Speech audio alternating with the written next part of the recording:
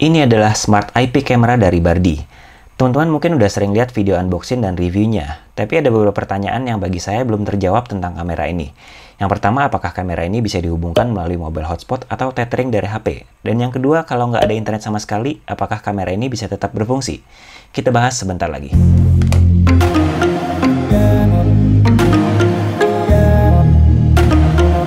Oke, langsung aja kita unboxing.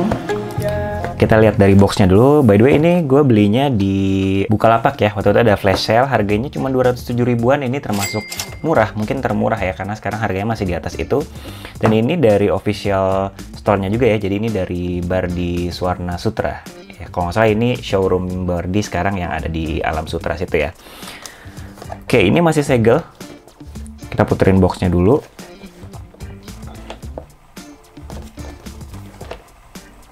Oke, jadi ini sebenarnya Bardi Smart IP Camera ini emang bukan barang baru ya. Mungkin teman-teman juga pasti udah sering lihat di YouTube, banyak banget yang udah review. Saya baru berkesempatan untuk beli ini sekarang, walaupun saya udah punya banyak juga produk Bardi lainnya. Teman-teman bisa lihat di video-video saya yang lain. Dan ini bukan satu-satunya kamera dari Bardi ya, karena Bardi juga mengeluarkan kamera yang lain. Ini IP kamera pertamanya Bardi memang. Sekarang sudah ada beberapa, kalau salah ada 2 jenis lagi yang harganya di atas ini. Dan speknya pasti lebih bagus. Cuman ini ya bisa dibilang entry level lah ya, untuk teman-teman yang baru mau nyoba IP kamera seperti saya bisa pilih kamera yang ini. Ini ada buku panduannya seperti biasa. Terus kameranya ini diplastikin gini modelnya. Lagi-lagi kameranya ternyata kecil ya. Ini saya selalu produk Bardi itu kelihatannya lebih gede di foto gitu atau di videonya, tapi pas lihat aslinya ternyata lebih kecil. Terus di bawahnya lagi di sini ada kepala charger. Kepala charger ini sekarang termasuk barang mewah ya, karena selalu beberapa waktu belakangan ini udah pada mulai nggak ada. Kayak Smart IR remote yang kecil itu udah nggak menyertakan kepala chargernya walaupun kabelnya ada. Ini kabelnya ada. Nggak terlalu panjang, ini mungkin sekitar 1 meter ya kabelnya. Termasuk pendek untuk kabel CCTV, jadi kita harus nyari colokan yang deket dari titik CCTV-nya yang mau kita pasang. Koneksinya masih USB, micro USB, belum USB-C. Terus juga dapat 3M stiker buat nempelnya.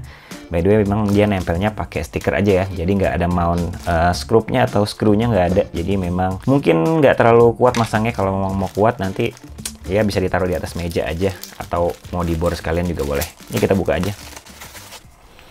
Oke, kamera ini kecil banget, ukurannya mungkin sekitar ya 15 sentian panjangnya. Bahannya itu matte. Bahannya matte gitu. Di bagian bawahnya ini dia karet, karena ini fleksibel ya, gunanya untuk teman-teman nanti kalau misalnya naruhnya di meja, terus mau dimiringin ke sana atau di dinding naruhnya, jadi dia harus miring ke atas gini, itu bisa gitu. Jadi ini modelnya fleksibel gitu ya, bukan yang bisa diputar-putar. Terus di bagian bawahnya nggak ada apa-apa. Di sini ada kabel colokan untuk USB, micro USB. Terus di sini belakangnya ada speaker, dan di bawahnya ini ada mikrofon, karena IP kamera ini mendukung untuk pembicaraan 2 arah ya. Jadi kita dari handphone bisa bicara ke sini, keluar suaranya, dan dari sini pun bisa ngobrol ke kamera dan keluar di handphone kita yang lagi kita kontrol gitu. Di sini ada slot untuk micro SD, bisa support kalau salah sampai 64 GB. Dan di sini ada tombol reset ya, untuk teman-teman nanti pairing. Jadi dipencet ini yang lama sampai dia mungkin ada lampunya, konsol ini ada lampu indikatornya. Mungkin kita coba untuk pairing aja ya, seperti biasa. Oke, kalau udah dicolokin ke stop kontak, langsung colokin aja ke micro USB-nya yang ada di sini. Oke, terus jangan lupa plastiknya ini dibuka ya. Oke, kemudian teman-teman buka aplikasi Bardi seperti biasa, dan tanda plus yang di atas sini, tekan tanda plus yang di atas ini. Kemudian cari kameranya, IP camera indoor static yang ini ya teman-teman ya, tekan itu. Terus kita reset dulu, katanya disuruh reset dengan cara menekan tombol yang ada sampai dia flashing. Setelah dicolokin, tekan tombol reset yang ada di belakang sini. Memang agak keras dia, didesainnya memang agar kita nggak sengaja kepencet ya. Oke, sekarang udah flashing. lampunya, di next aja. Oke, yang pertama wifi-nya, passwordnya masukin sesuai wifi yang teman-teman punya. Kemudian kita disuruh untuk QR code yang ada di sini jaraknya 15-20 cm. Oke, kalau udah berhasil dia akan bunyi ting ya. Jadi memang untuk setup pertama kali kamera ini ternyata memang butuh internet ya teman-teman. Oke, sekarang udah masuk, namanya kita biarin default aja. Oke, ini udah berhasil terkonek. Nih teman-teman bisa lihat sendiri di sini meja kerja saya berantakan banget sebenarnya di depan sini. Kalau lihat dari sini tuh sebenarnya ada delay ya teman-teman ya. Nih bisa dilihat nih, saya gerakin ke kiri, dia ngikut, ke kanan dia ngikut 1 detik, lumayan kerasa sih delaynya, tapi ya nggak masalah, yang nama juga streaming ya, maksudnya memanfaatkan internet gitu, jadi nggak langsung bener-bener dari pakai kabel gitu yang langsung real time. Ini ada jedanya sedikit. Di sini saya belum pasangin SD cardnya, mungkin saya langsung masukin aja ya SD cardnya. Saya punya SD card yang nggak terlalu gede, ini yang 16 GB. Kalau nggak salah 16 GB ini bisa untuk sampai 3 hari full katanya. Saya nggak tahu juga, nanti saya coba review ya kalau sudah saya pakai. 3 hari buat saya cukup lah ya. Ini disesuaikan dengan kebutuhan teman-teman. Kalau misalnya mau lebih lama lagi mungkin pakai yang 32 atau 64 GB maksimal gitu. Jadi yang disimpan lebih panjang gitu. Kalau misalnya 64 GB mungkin sampai seminggu sampai 10 hari juga masih bisa kita cek ke belakang ya. Karena dia sistemnya mengoverwrite video-video yang sudah lama. Misalnya kalau saya cuma 3 hari, yang 3 hari yang lalu tuh akan kehapus digantikan dengan video yang baru. Jadi kalau teman-teman mau ngeliat yang 4 hari yang lalu udah nggak bisa karena udah kehapus sendiri, sudah di overwrite sama kameranya gitu. Oke, karena sekarang kameranya udah berhasil terkoneksi ke handphone, sebenarnya ada beberapa hal yang pengen saya tes di kamera ini, terutama apakah kamera ini bisa berfungsi menggunakan mobile hotspot atau tethering aja. Dan yang kedua, apakah kalau tanpa internet sama sekali, misalnya kita nggak punya wifi, bahkan mobile hotspot kita nggak punya, apakah kamera ini tetap berfungsi? Cuman sebelum kita bahas ke situ, kita bahas dulu fitur-fitur yang ada di kamera ini. Oke, kalau kita masuk ke menunya, IP camera, kita akan lihat di sini ada 6 menu ya. Di sini ada screenshot. Screenshot ini artinya untuk capture ya. Jadi kalau kita pencet screenshot, dia akan ngambil gambar pada saat live view ini. Jadi ini kayak fungsinya kayak tombol shutter gitulah. Kalau speak ini fungsinya tentunya untuk ngomong, karena kamera ini sudah dilengkapi dengan mikrofon di bagian belakang dan ada mic-nya. Jadi ini komunikasi 2 arah. Contohnya kayak gini. Tes. Halo, halo. Oke, jadi kalau saya ngomong, selain kedengaran di handphone saya sendiri, juga di kameranya juga akan keluar suara dari speakernya ya. Kemudian di sini ada ada fungsi record. Record ini fungsinya untuk merekam video yang sedang tayang secara live saat ini, gitu. Jadi kalau kita pencet record di sini, dia akan mulai merekam dan ini merekamnya tersimpannya langsung ke handphone kita, gitu. Apakah dia tetap tersimpan juga di SD card yang ada di kamera? Tentu saja tetap terekam ya. Jadi nggak ngaruh kalau kita pencet record di sini. Rekaman yang ada di SD card ini nggak ada kaitannya, dia akan tetap rolling terus, akan tetap ikut merekam. Dan ini saya jelasin di fitur yang satu lagi, di playback. Nah, ini sebenarnya fitur yang menarik banget juga dari kamera ini, karena menurut saya user interface-nya sangat-sangat intuitif ya. Jadi kalau kita mau lihat rekaman, kita tinggal pencet date di sini dan kita disediain tanggalnya. Tanggalnya yang nyala ini, yang lainnya kan ini grayscale ya, atau gelap, kita nggak bisa pilih. Yang kita pilih cuma bisa 3 hari ini aja. Kenapa? Karena SD card yang saya pakai adalah ukuran 16 GB. 16 GB itu bisa cuman disimpan selama 2 hari lebih. Saya tadi udah coba hitung-hitung, 1 jamnya 300 MB, berarti sekitar 16 GB, 2 hari lebih sedikit, nggak sampai 3 hari. Jadi saya masih bisa cek untuk tanggal 22 Februari, yaitu 3 hari yang lalu. Dan di sini untuk nyari tanggalnya, nyari jamnya itu gampang banget juga. Di sini udah ada timelinenya, jadi kita tinggal buka aja ya, kita mau jam berapa. Dan yang bisa dilihat hanya yang pada saat direkam aja. Ini saya nggak semuanya bisa direkam karena kamera saya nggak selalu nyala. Saya cuma nyalain kalau lagi butuh aja. Jadi teman-teman bisa lihat juga di sini ada bolong-bolongnya gitu. Jadi ini hanya di jam tertentu aja yang bisa dilihat sesuai dengan kamera saya aktifnya kapan gitu. Dan ini juga bisa di zoom seperti ini. Jadi lebih gampang untuk nyari waktunya ya. Misalnya kita mau detik keberapa atau menit keberapa, itu lebih gampang. Ini bagus banget sih. Oke, dan selain itu kita juga bisa pencet tombol record di sini. Record ini artinya merekam apa yang sedang di playback di sini. Jadi bukan yang live ya. Yang live tadi juga ada. Ini untuk merekam video yang sudah kita rekam di dalam SD card ya. Jadi teman-teman kalau misalnya butuh untuk merekam momennya aja selama beberapa detik atau beberapa menit, itu tinggal pencet record aja. Jadi nggak perlu susah-susah untuk buka SD card-nya, transfer dulu ke handphone atau ke laptop untuk dibuka di laptop, itu nggak perlu. Karena kebetulan juga saya udah cek di SD card-nya, format yang digunakan adalah format .data, yang mana ini bukan format yang familiar ya untuk sebuah video. Mungkin bisa di-convert, saya sudah coba cari, katanya sih bisa di-convert, cuman agak repot aja kalau harus meng-convert semua data-data itu ya. Jadi menurut saya fitur untuk nge-record ini, record video yang di playback ini sangat bagus, karena kita memang butuhnya biasanya cuma beberapa detik atau beberapa menit pada saat momen yang kita mau aja ya. Nah, tapi penyimpanan di dalam SD card-nya sendiri cukup rapi, dia disimpan dalam folder tahun, kemudian bulan, dan kemudian tanggal, kemudian lebih detail lagi di jamnya. Jadi kalau mau kita buka itu gampang, kita tinggal cari aja di tanggal berapa dan di jam berapa, kita tinggal copy dan mungkin kita cukup convert di file itu aja. Oh ya, untuk SD card juga jangan lupa teman-teman hapus dulu atau selamatkan dulu file yang ada di dalam SD card, karena saya tadinya nggak tahu, saya masukkan SD card ternyata dia langsung menghapus semua file yang ada di dalam situ, cuma disisain file rekaman videonya aja gitu. Jadi file yang lain tuh otomatis hilang. Cara kerja kamera CCTV ini kalau teman-teman belum tahu, dia selalu meng-overwrite ya. Jadi dia menyimpan, misalnya seperti yang saya bilang, saya 2 hari 3 hari,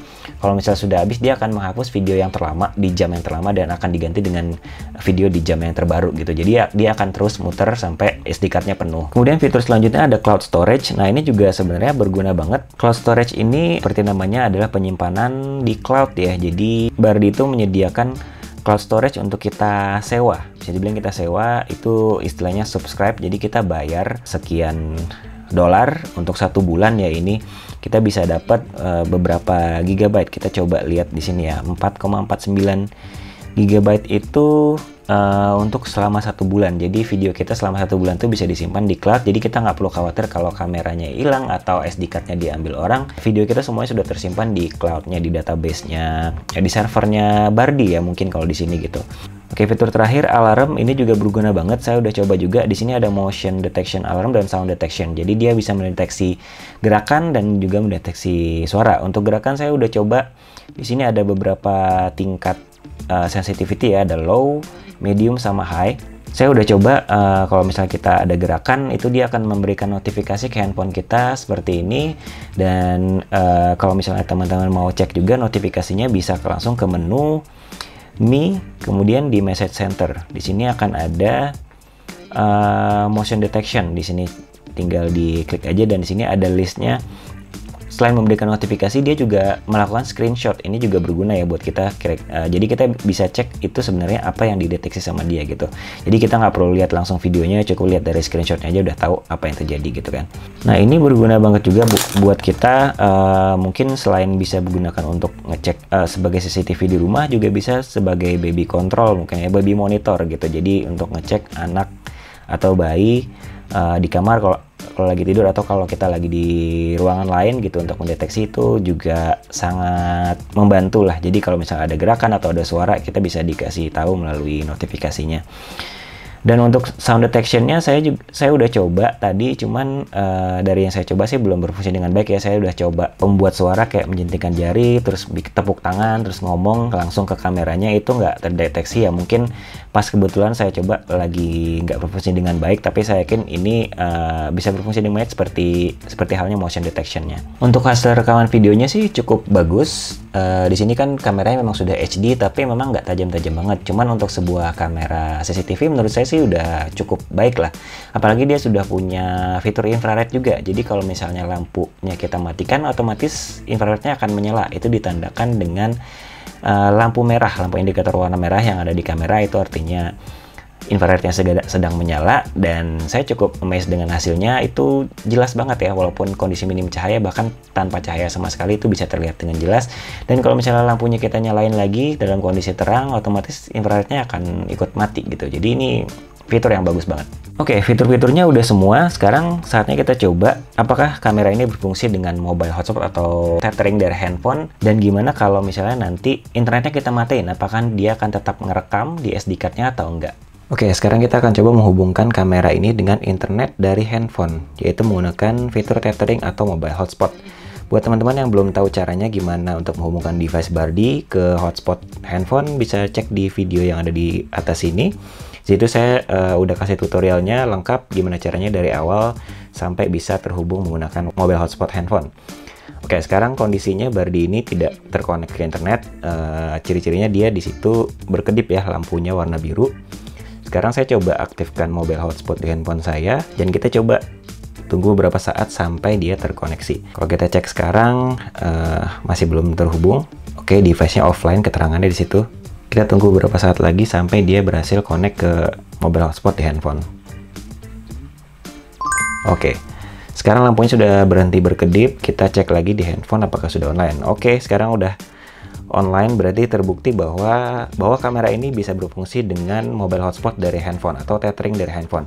Jadi kalau teman-teman di rumah nggak punya internet, misalnya nggak punya IndiHome atau First Media atau yang lain, bisa menggunakan handphone aja. Tapi kekurangannya yang pasti kalau kita menggunakan internet dari handphone, kamera hanya bisa difungsikan pada saat kita berada di sekitar kamera ya, karena ini jangkauan mobile hotspot handphone kan nggak terlalu jauh. Jadi kita nggak bisa kalau mau ngecek dari luar rumah untuk cek kondisi rumah kita, misalnya kamera kita nyala, itu nggak bisa. Jadi hanya bisa pada saat kita di rumah aja. Itu kekurangannya. Tapi ya paling nggak kalau memang teman-teman mau memantau di sekitar rumah, itu tetap bisa ya kalau kitanya ada di rumah gitu. Oke, sekarang kita coba matiin mobile hotspotnya pada saat kameranya sedang terkoneksi. Kita lihat apa yang terjadi, apakah dia tetap berfungsi atau dia malah mati.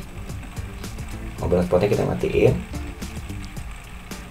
Oke, dia langsung berkedip, tandanya dia kehilangan koneksi, dan juga di aplikasinya langsung mati.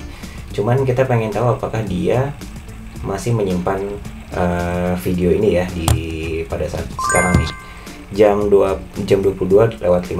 Kita lihat video ini apakah tersimpan di SD card atau enggak.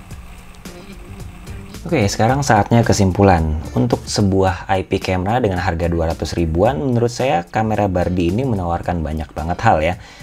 Dari segi gambar, menurut saya sudah sangat oke untuk ukuran sebuah kamera CCTV ya, walaupun nggak HD banget, tapi menurut saya sudah cukup lah ya.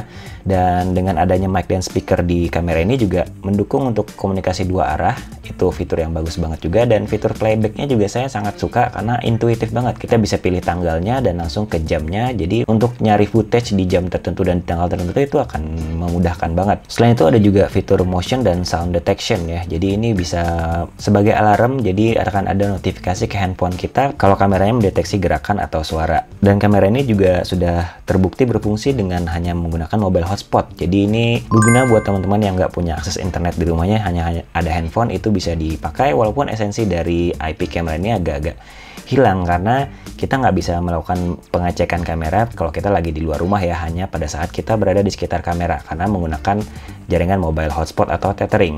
Dan kerennya kamera ini juga tidak hanya berfungsi kalau hanya ada internet ya, jadi kalau selama ada SD card di dalam kamera ini terpasang, kamera ini akan tetap merekam meskipun dia tidak terkoneksi ke internet. Nice. Dan kalau misalnya SD card-nya tidak terpasang juga kamera ini tetap bisa berfungsi. Saya udah coba juga, walaupun artinya videonya nggak bisa direkam ya, kecuali kita pencet tombol record yang ada di handphone ini dan kita merekam secara live apa yang ada di kamera saat itu. Dan kekurangan dari kamera ini menurut saya, satu, dia tidak ada mounting yang proper ya, jadi kita hanya disediakan stiker 3M untuk ditempel di bagian bawahnya sini dan kita tempel ke dinding kalau misalnya kita mau pasang di dinding ya. Jadi menurut saya memang kurang cocok untuk sebagai CCTV untuk keseluruhan ruangan yang biasanya ditempel di plafon atau di dinding di sudut-sudut ruangan gitu, karena mountingnya kurang mantap. Sepertinya kalau kita pasang 3M mungkin bisa dipasang mounting tambahan ya biar lebih stabil posisinya. Dan memang kamera ini warnanya putih cerah dan ada lampu indikatornya, jadi memang nggak cocok untuk hidden camera kalau misalnya teman-teman mau pakai ini sebagai hidden camera. Jadi kamera ini menurut saya lebih cocok untuk diletakkan di atas meja atau di rak atau di tempat-tempat yang gampang untuk dijangkau aja, bukan untuk di tempat-tempat yang jauh misalnya di plafon atau di dinding, karena juga kebetulan kabel yang disediain nggak terlalu panjang, cuma sekitar 1 meteran aja. Oke, cukup sekian aja video kali ini. Kalau misalnya video ini membantu buat kamu, jangan lupa like dan subscribe, dan kita ketemu lagi di video-video berikutnya. Bye-bye.